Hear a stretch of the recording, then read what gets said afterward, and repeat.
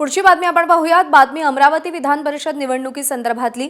वंचित उमेदवार निलेश विश्वकर्मा यांना पाठिंबा देण्यासंदर्भात काँग्रेसकडून सध्या बैठकांचं सत्र सुरू आहे। वंचितचे उमेदवार निलेश विश्वकर्मा यांच्यासोबतही एक गुप्त बैठक झाल्याची माहिती सूत्रांनी दिली आहे। दरम्यान वंचित उमेदवाराला पाठिंबा देण्यासंदर्भात आज दुपारपर्यंत निर्णय होण्याची शक्यता वर्तवली जाते आहे। दरम्यान काँग्रेसने वंचितला पाठिंबा दिला तर हर्षजित देशमुख यांची भूमिका काय असेल याकडेही लक्ष लागलंय। तसंच काल रात्रीही वंचितला पाठिंबा देण्यासंदर्भात 2 बैठका झालेल्या आहेत।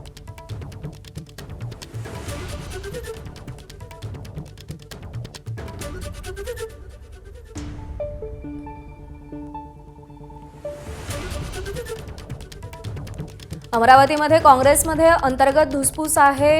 हर्षजित देशमुख यांच्यावरती यशोमती ठाकूर यांनी अनेक आरोप केलेले आहेत आणि हर्षजित देशमुख हे काँग्रेसचे अधिकृत उमेदवार असले तरी सुद्धा वंचितचे उमेदवार निलेश विश्वकर्मा यांना पाठिंबा देण्याचा काँग्रेसचा मानस असल्याची चर्चा आहे।